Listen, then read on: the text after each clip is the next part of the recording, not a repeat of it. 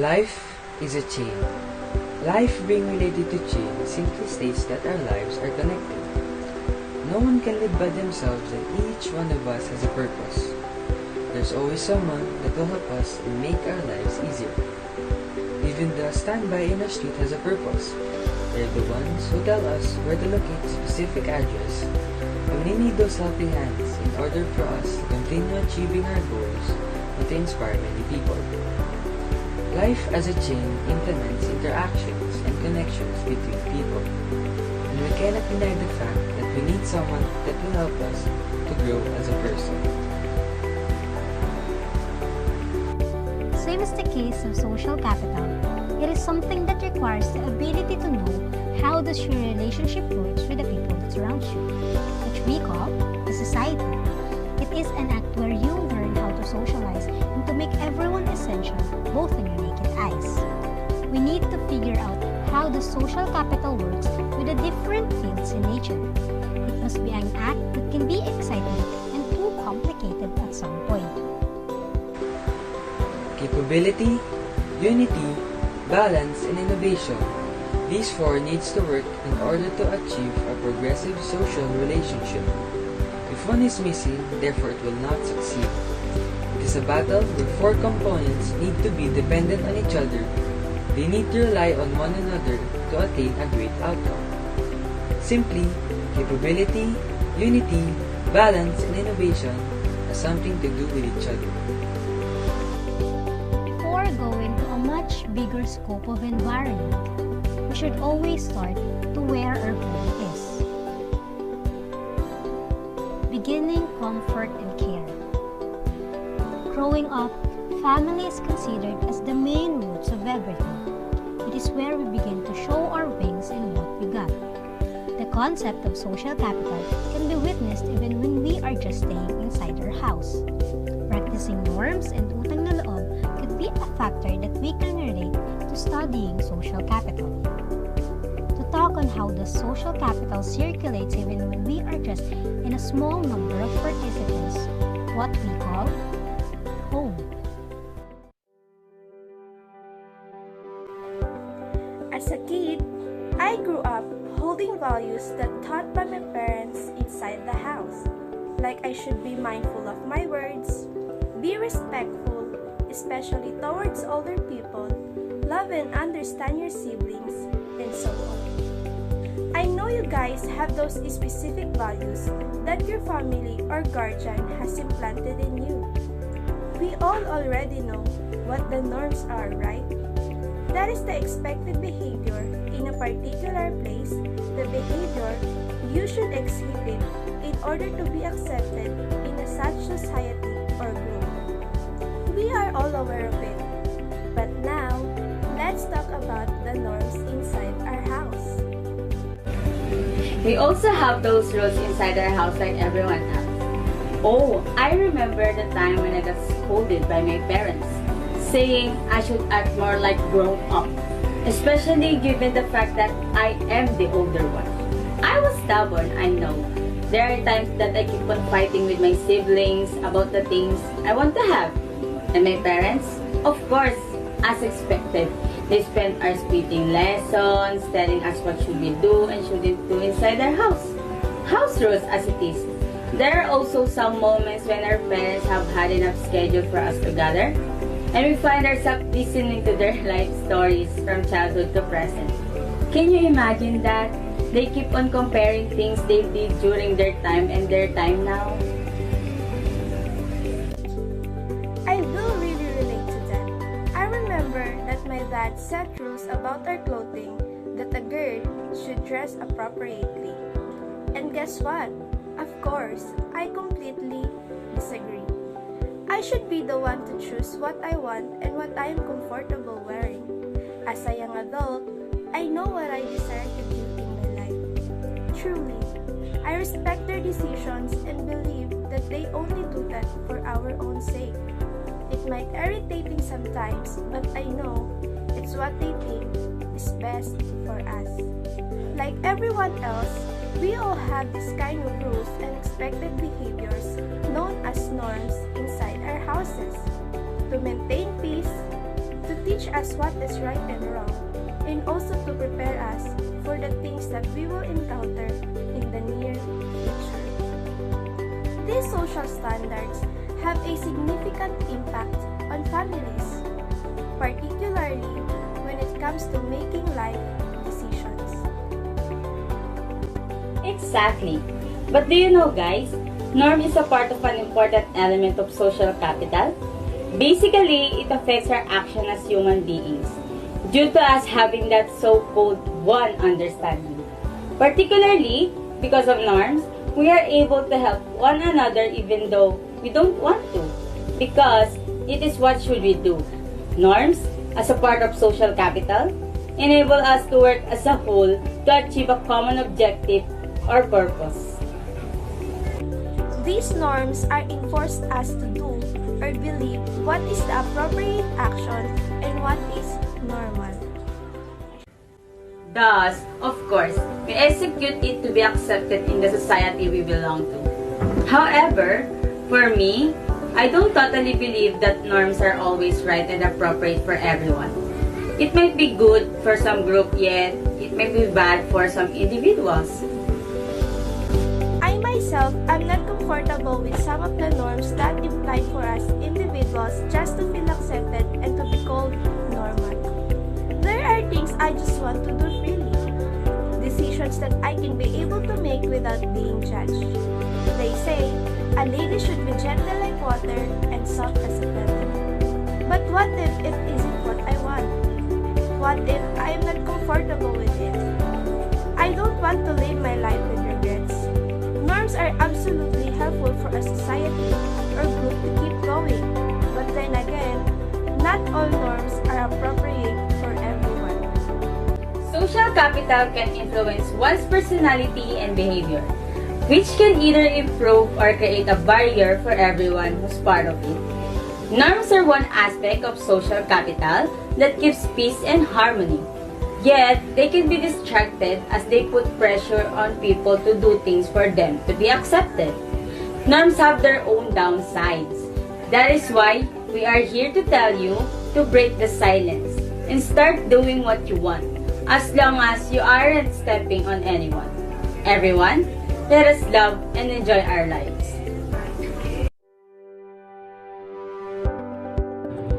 Utang na loob, or debt of gratitude, has always been a part of the culture of Filipino and most Asian countries. Throughout our lives, we have received countless of help and favors from different people around us. And naturally, we also help others because of certain reasons. Or sometimes, we even help others unconsciously through our actions. As the saying goes, helping one person might not change the whole world, but it can change the world for one person. From those actions we do to help them, we, in return, receive their debt of gratitude or utang na loob. Even though some people find debt of gratitude a burden that can hinder our freedom to decide, since we must always take note of those who once helped us and how we can repay them. Somehow, for some unknown reasons, we still find ourselves indebted to certain people or group of people. An example of this is how Asians prioritize their families compared to Western countries. Asians prioritize their family as they are taught of debt of gratitude from an early age. Thus, children grow up being indebted to their parents, and because of their debt of gratitude, most of their choices will be for the good of their parents and family. In my case, I also have some experience in debt of gratitude. Unfortunately, it wasn't a good one. Some of my relatives are one of those people who think they can criticize others just because they helped them before. I swear, they are one of those types that will help you, then not that. I helped you that time when your daughter was in the hospital and you needed money. And I helped you when you and your business were about to bankrupt. And they will tell you how much they helped you and that you should be gratified rather than helping you wholeheartedly and then you be indebted. There was a time when my family faced a crisis and those relatives helped us. Of course, we didn't know that they were like that back then. After helping us, they acted as if we had no right to talk back to them because our family situation cannot compare to them since we're not that rich and because they are the ones who are helping us. I mean, why, right? Why do they speak like that when we are family? Why do they speak like it's our fault? Aren't we part of one family? Shouldn't we be helping each other? In fact, after that experience, I realized that even though it's your relative that you are indebted with, it can still be a burden that those relatives can use against you. How is debt of gratitude connected to social capital? Many people would say a debt of gratitude is nice as they can connect to other people. But we should think otherwise. The debt of gratitude is something that can be used by you or used against you. If you get too indebted to someone, they can use that as a leverage and make you do things that can be against your will. Social capital is built from the well of deep trust and shared values that can be unique to familial relationships. Family is a fundamental social capital necessary for supporting people throughout their life. A simple example of social capital in the family is when you borrow money or ask for favors from your siblings or parents, and they will ask for help in return.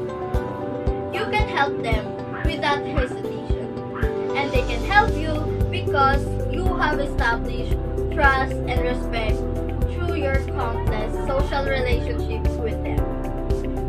We must mark when to give or receive debt of gratitude. Even when we're dealing with family, small gifts and favors become big one over time. After all, giving a blanket in the middle of winter will gain you more gratitude than giving it in the middle of spring. Development, improvement, and progress. After giving a powerful talk about social capital in our home, we could really emphasize that life is a chain, but a chain with different scope and sizes. As we get older, we are exposed to a much bigger population. We tend to go out with our comfort places and get into an institution where we learn academically. School is our second home, hence, it should be the next step in order to achieve an improved life. Yes, leaders are made at work. They are made out of experience, struggles, talents, and capabilities.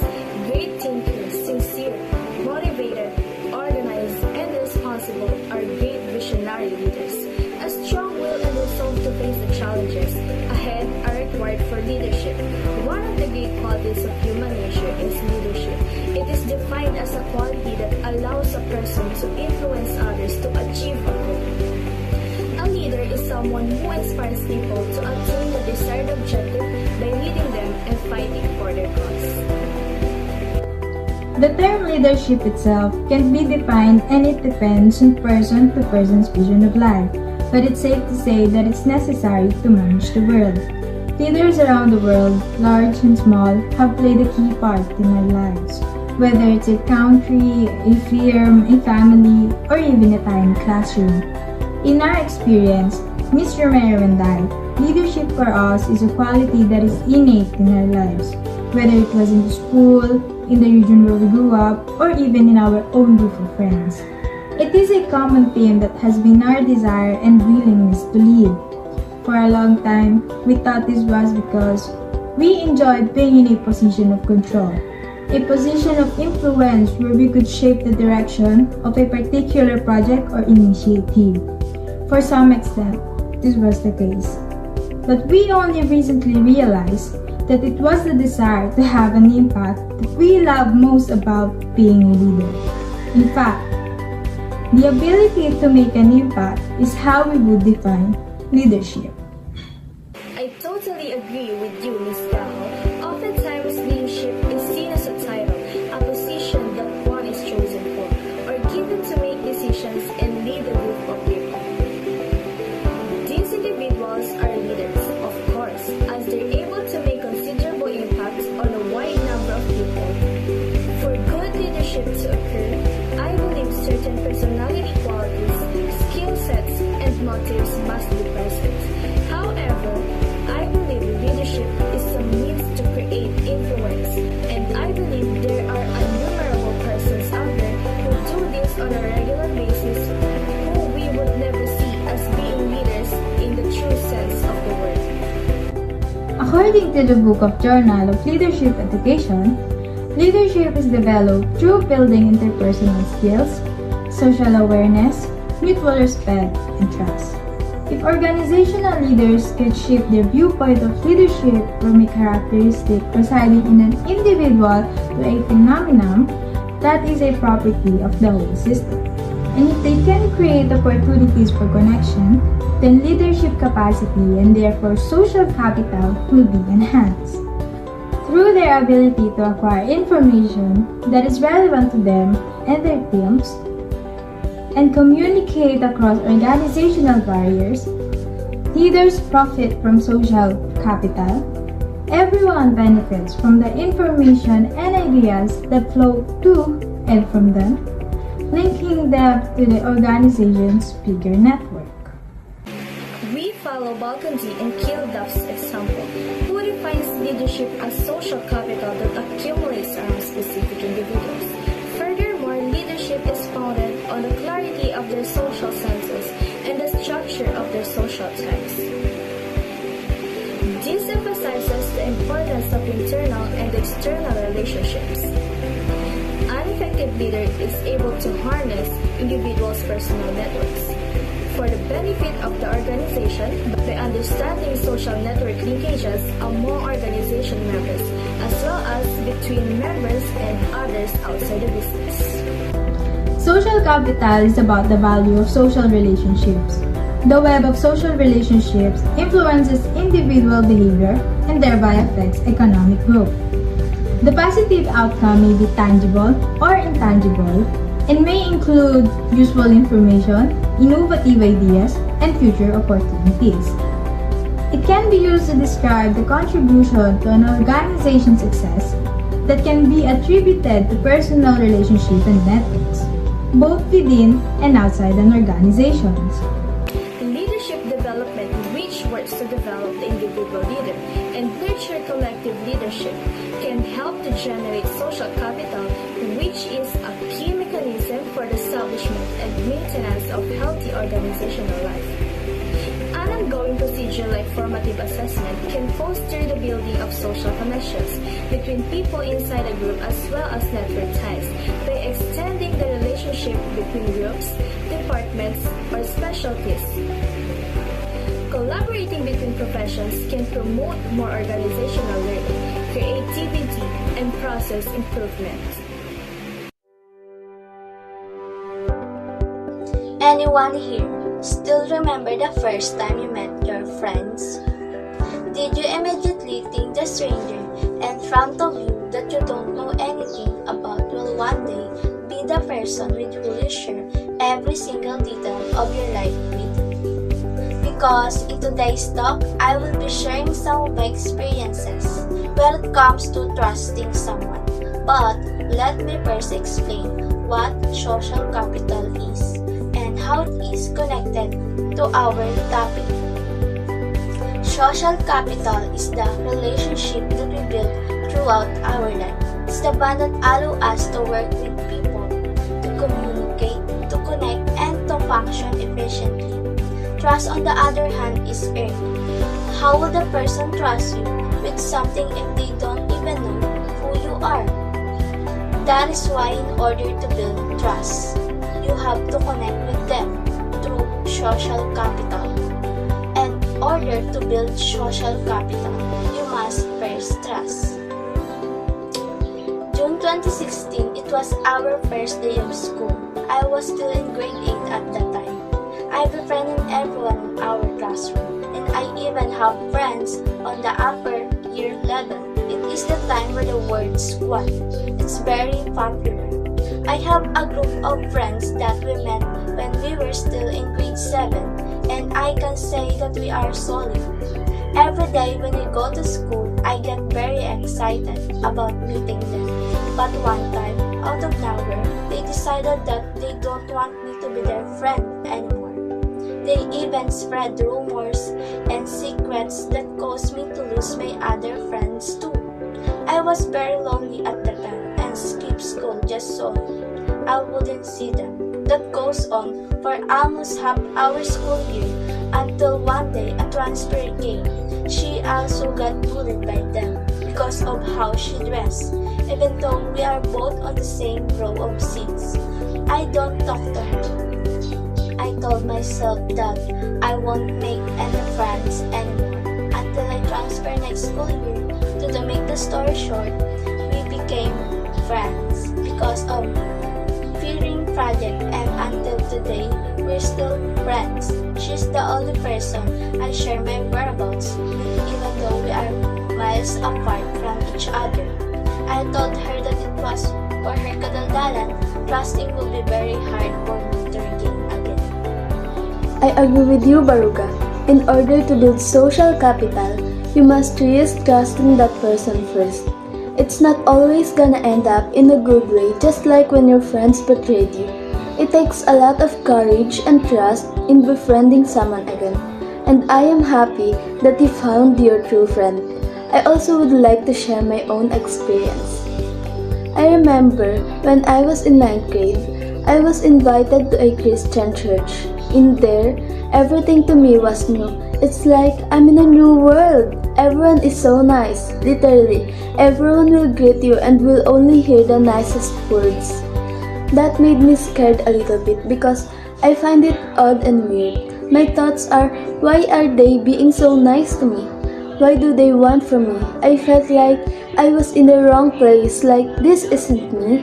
I am not a church type girl, so I was a culture shock. And to lighten the fact that I am also an introvert makes it harder for me to adjust because literally everyone is hugging like, "Hi, dear, how are you?" That gropes me. Then here comes the fun part. They called it the huddle. It's where we formed in a circle. There's a leader assigned in every group of 6 people. And we are asked to talk about our experiences and talk about life. Like, we just met, then you asked me to talk about life? It took several Sunday services to adjust and trust my leader. And eventually, I became more open. I enjoyed Sunday services and I also enjoyed being around people. And yes, I enjoy hugging too. My leader became the second person that I trust the most, second to my mom. She's like my diary. I tell her about everything about my life and struggles. I never knew I could trust someone like how I trusted her. And I am thankful that a simple invitation changed my life. Trust and social capital are mutually reinforcing. In order to build social capital, you must first trust, and in return, social capital produces trust. The relationship and connections that you created through life do not happen in a snap. It takes courage and trust to build that. Social capital begins when you trust other people. The relationship that you created then will become your resources or assets. It's a give and take situation. First, you need to trust.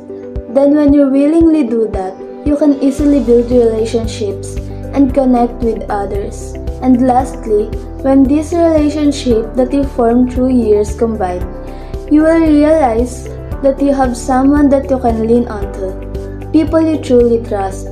Just like when Baruga trusted her friend, even though she was betrayed before, and I trusted my leader despite having uncertainties.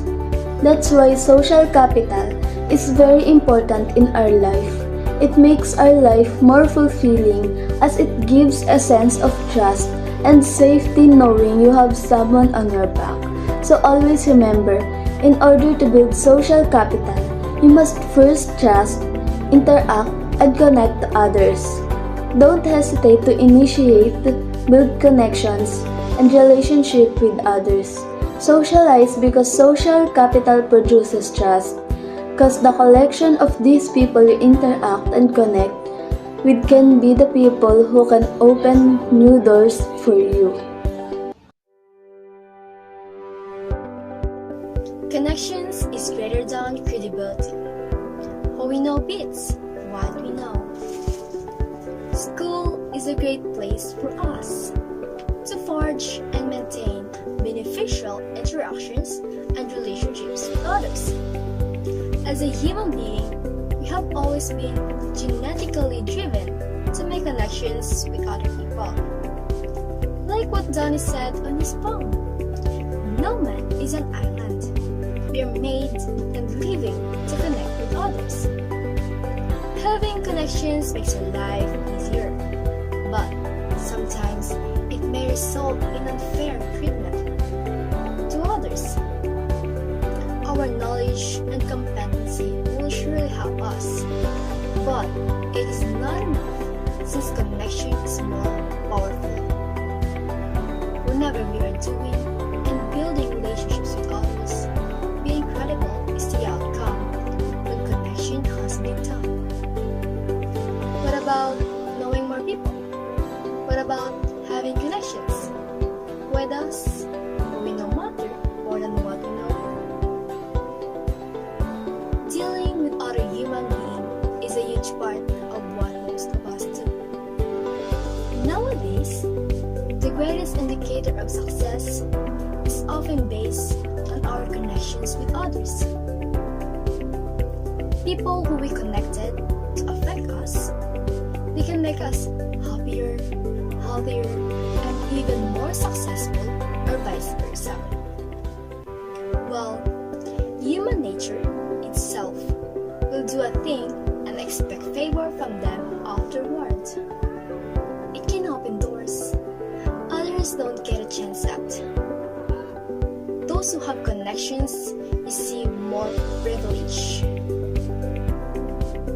We've been taught the importance of building what we know, but never focus on the importance of building who we know. Why did we put so much emphasis on learning, rather than building connections in a network? In fact, there's this popular culture phrase, it's who you know, not what you know, that rings through in our daily life. Who we know might matter more, or at least be just as important as what we know in getting opportunities. I had this experience with my friend during the past admission we applied. The way of qualifying students has changed. Before, they qualify students through the examination results, and like today, it's through students' credentials and those who meet their grade standard. Our chosen course is on a first-come, first-served basis and would depend on our grade. After a week of applying, we received an email stating that our grades were ineligible for our chosen course. We were upset since one of our friends had received an email stating she had qualified for the same course we applied to. I can say that we did far better than her in terms of grades. And she also sent her admission form late, therefore, she should be on the wait list, right? I keep wondering, how is that even possible?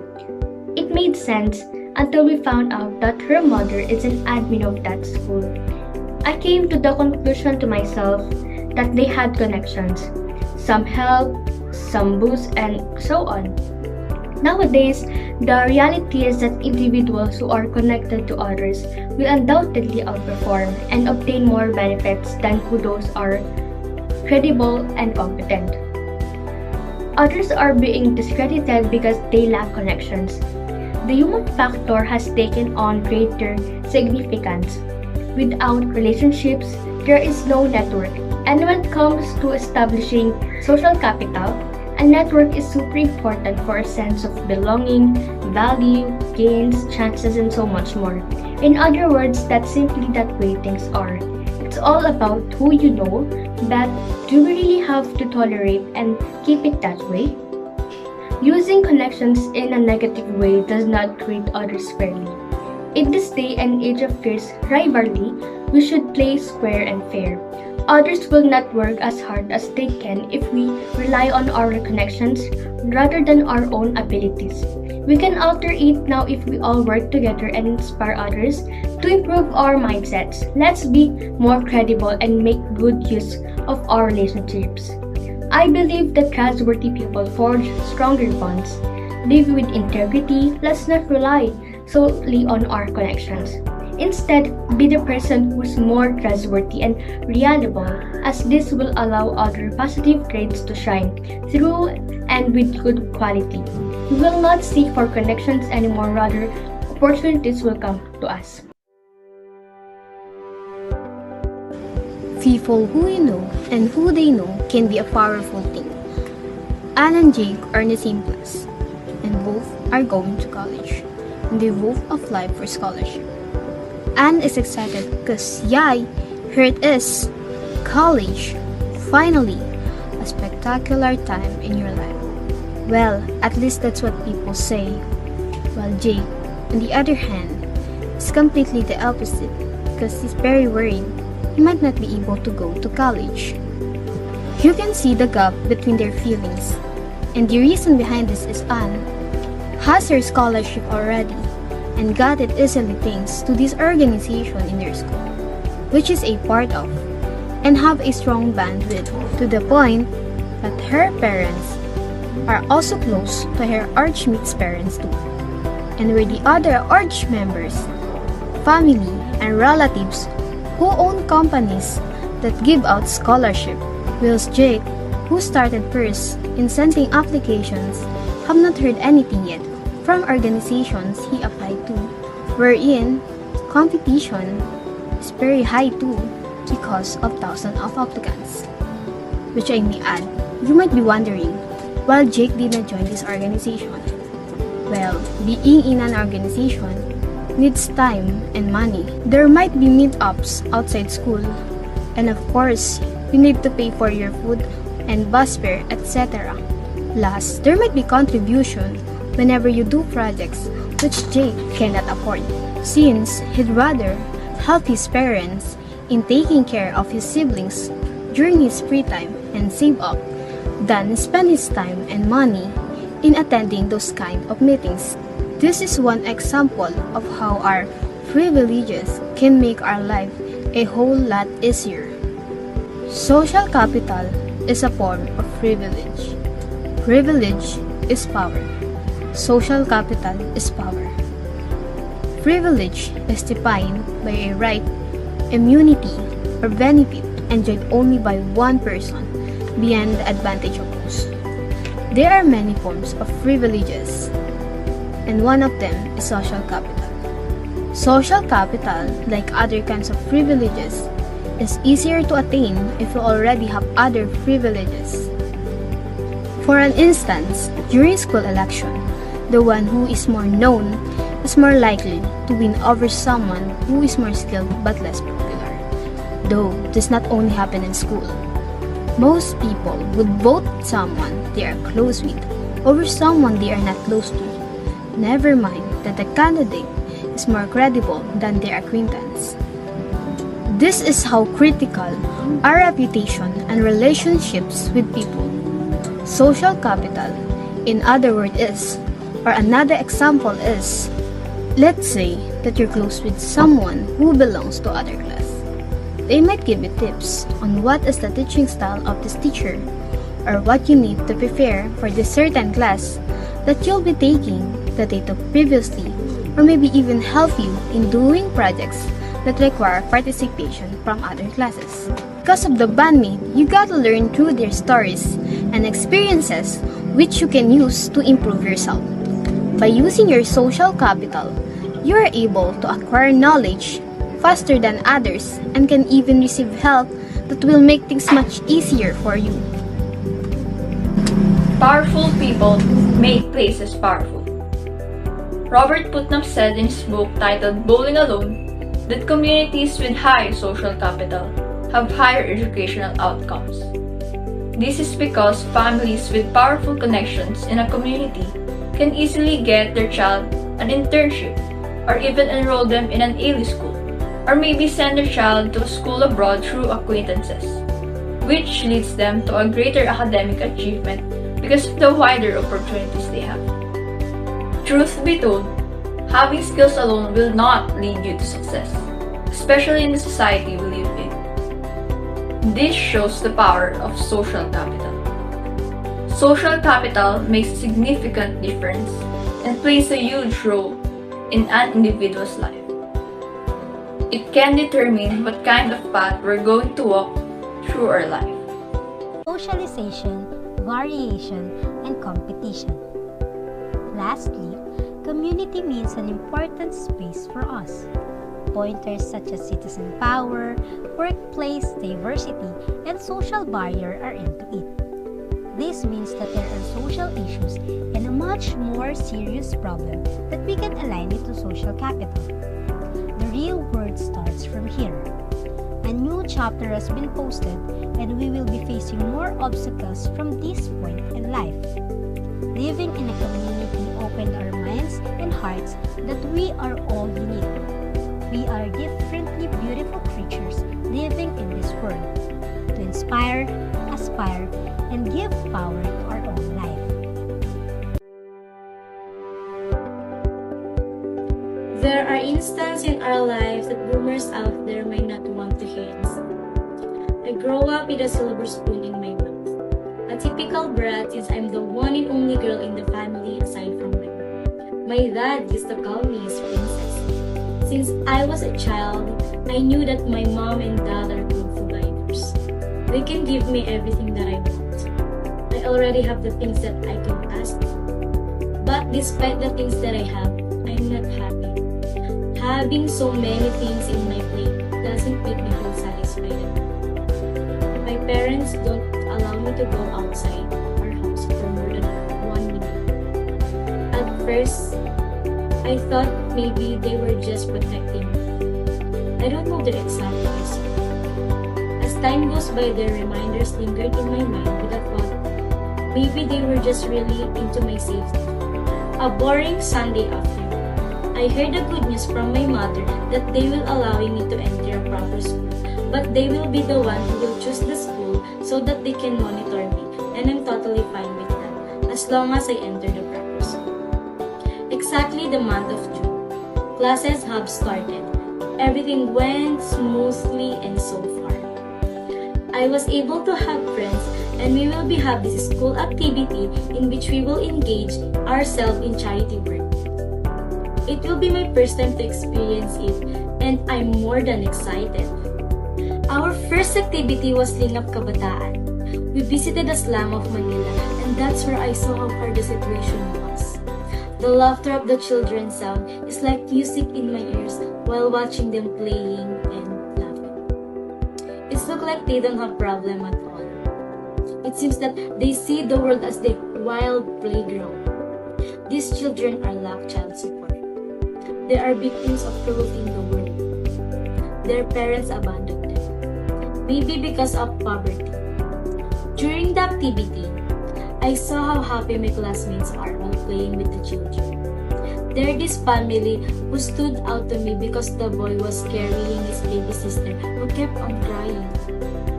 Without a doubt, I approached them and I asked the boy if I could carry his sister.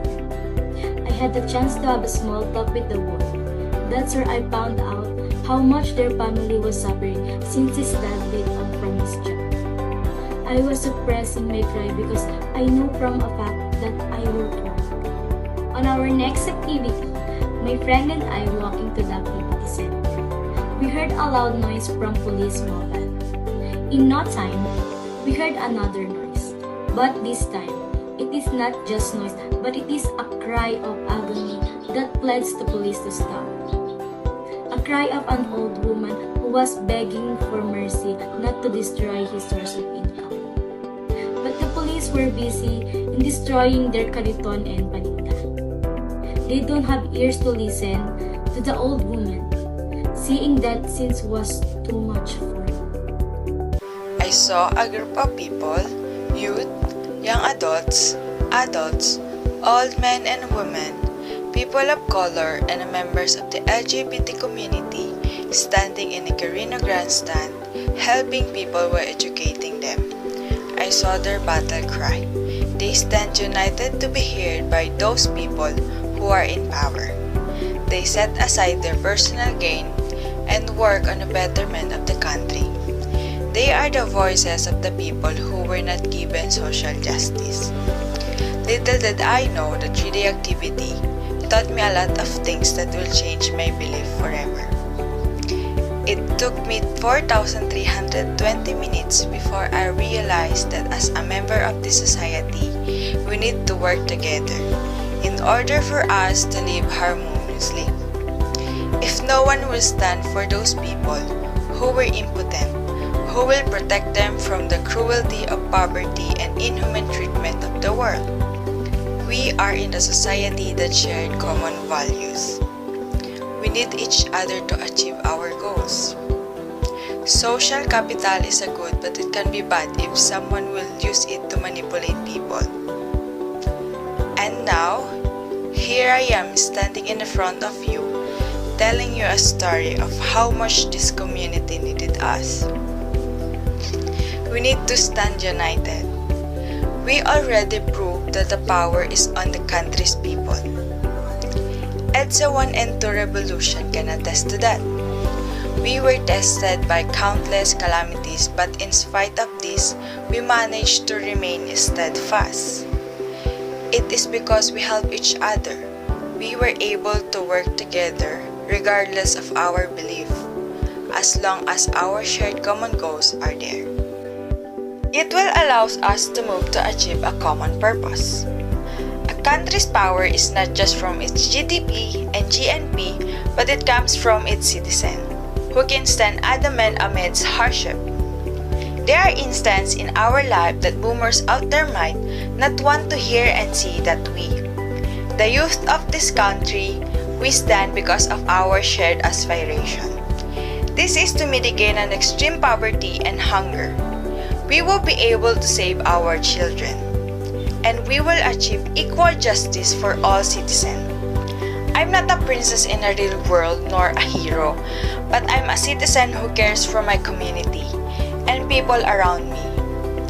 Citizen power needs to have a collaborative effort in order for us to have a peace in mind and a better community to live in.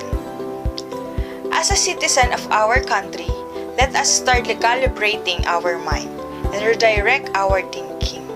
Before I end, I'll leave this question to you. If not us, then who would it be? Are you working? Is your workplace a good place to start your daily day?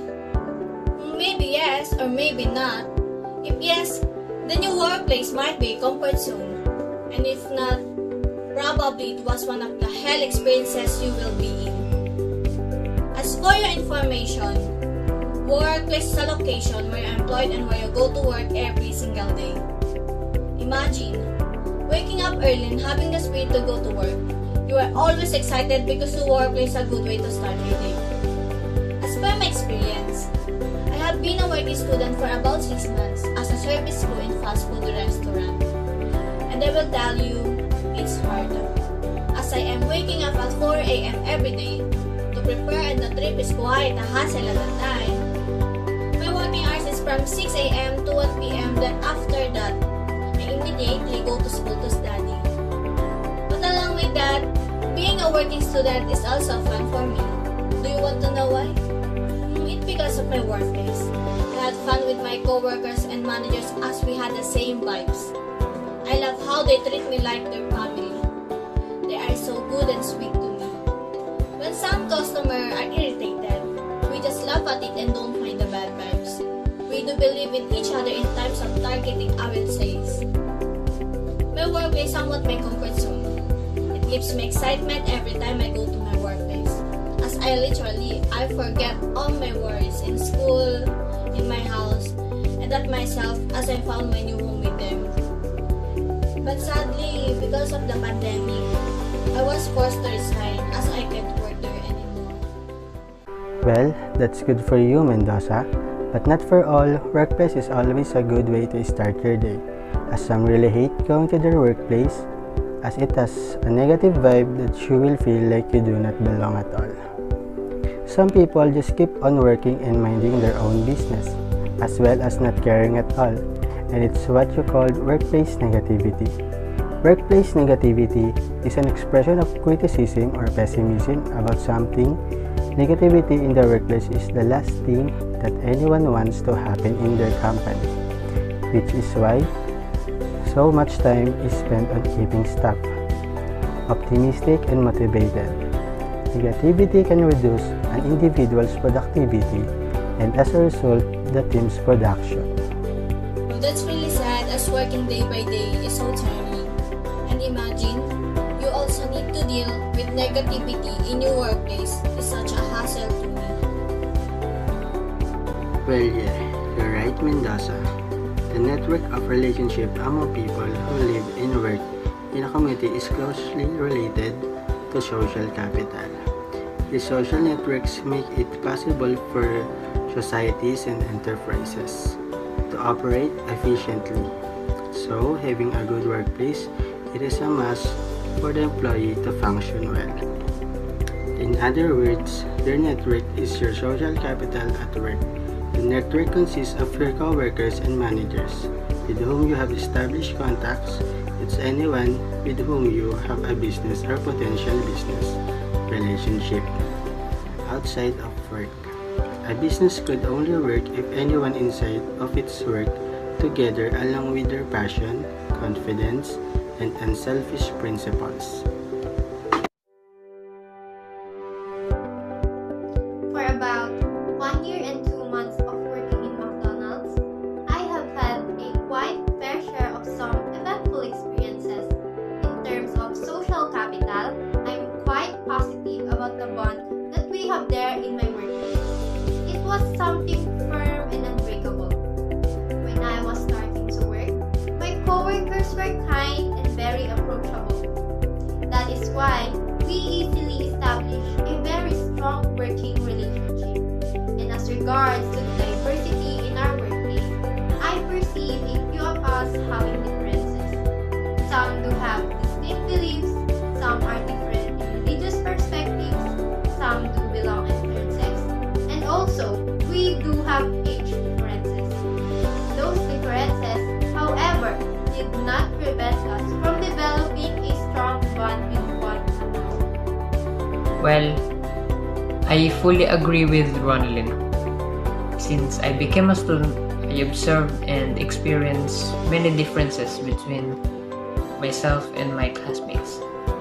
Some of them have various faith and ethnicities.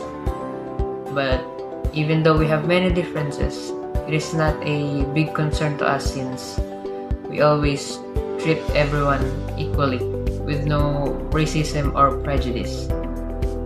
It's also enjoyable to study with them because we're all striving with the same thing. It's to please our parents or to satisfy ourselves. We also have a highly varied atmosphere and a very welcoming culture which help us get through difficult times.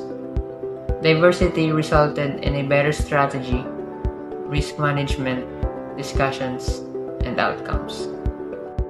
Social capital, defined as the information, expertise, trust, and overall worth that exists in the connections you have. And social networks to which you belong is today's most valuable currency. What actually matters in terms of social capital and civic engagement is active and involved nominal membership. It is about everyone trying to find a way to live on this planet together. We are all unique, which is why we are all distinct. Life would be incredibly boring if there was no variety, just like it takes a lot of flowers to make a bouquet. Inclusivity implies that we are appreciated, not merely permitted to be present.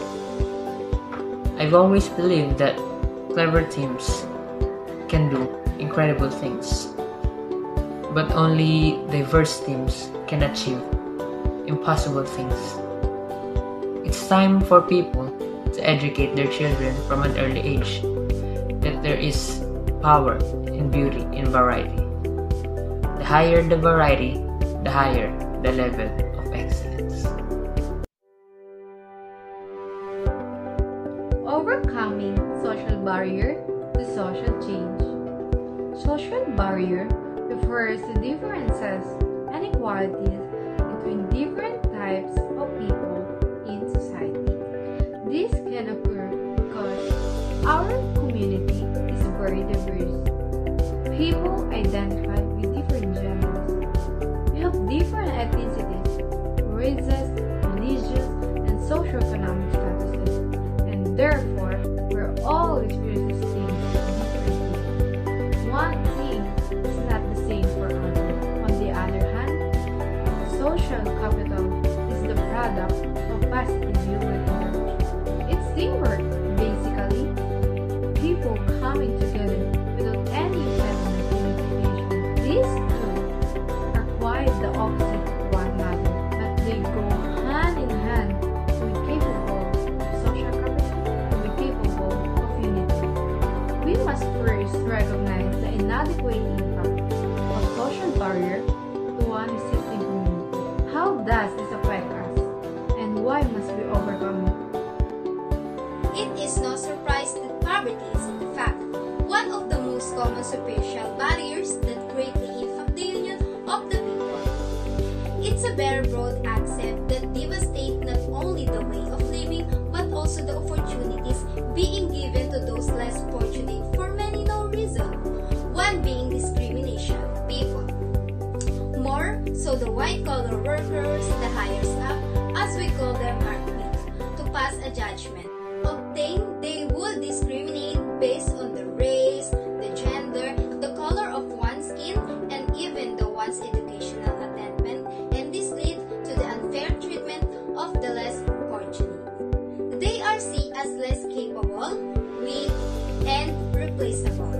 Something to take control and advantage of. Social barriers exist because there are people out there who believe that they are far more superior than the others. That they are far more important because they are richer and just more relevant. To be fully capable of social capital, we must first overthrow the barriers that had become such a hindrance to the growth and development of our society. We must first actively promote equality, privilege, and checking to regulate a healthy community free of discrimination of any sort.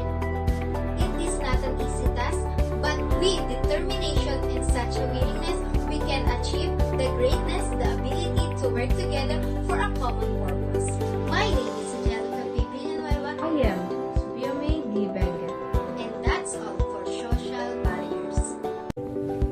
If one part of the chain breaks in a bicycle, it cannot move forward. But a bicycle with a strong chain can travel thousands of miles. And social capital is like a chain. Every link counts. We have heard a lot about social capital and its purposes, but let's put it in a simplest way. Social capital is about those people we met throughout our journey. People who we made connections with, may it be in our family, school, or community that allows us to have access to different kinds of information, ideas, opinions, or network. And somehow, this gives us an advantage. But social capital is not obtainable for everyone.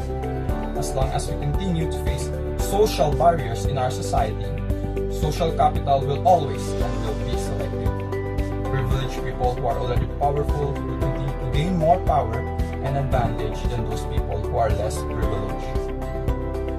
We often hear from poor people that become successful that the formula to success is effort equals ability equals success. But that is not the case anymore. Today, connection is a huge impact on somebody else's success. As more and more people use their connection to have an easier way in life, the more credibility is being disregarded. Social capital seems easy to build, but it takes a lot of time, effort, courage, and especially the most important and fragile component, trust. It all begins in our home, a place where you can find comfort, love, and care. A place where we first learn things like how to communicate and express ourselves, how to love, care, and trust someone. Our family members are the first links in our social capital.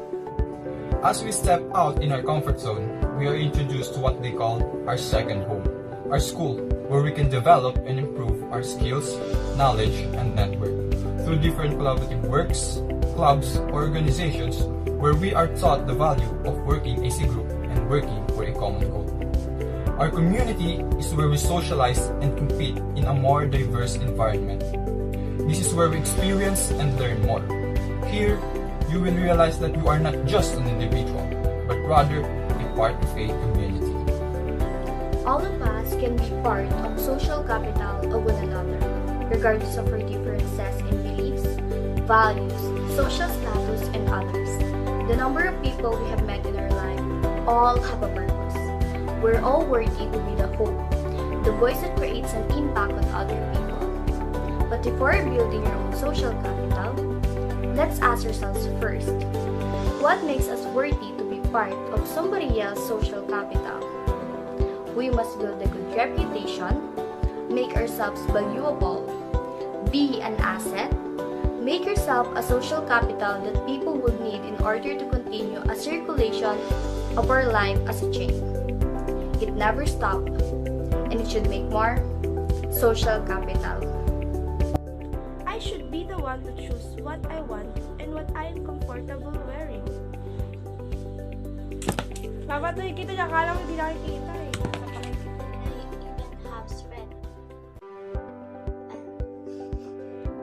Social barrier refers to differences and inequalities between different types of people in society. As we step out of our Lastly, community means family is considered as the main roots of everything. It is where we begin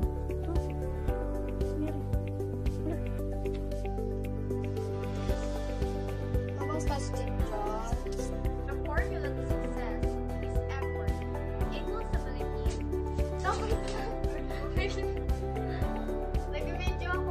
That is not the case anymore.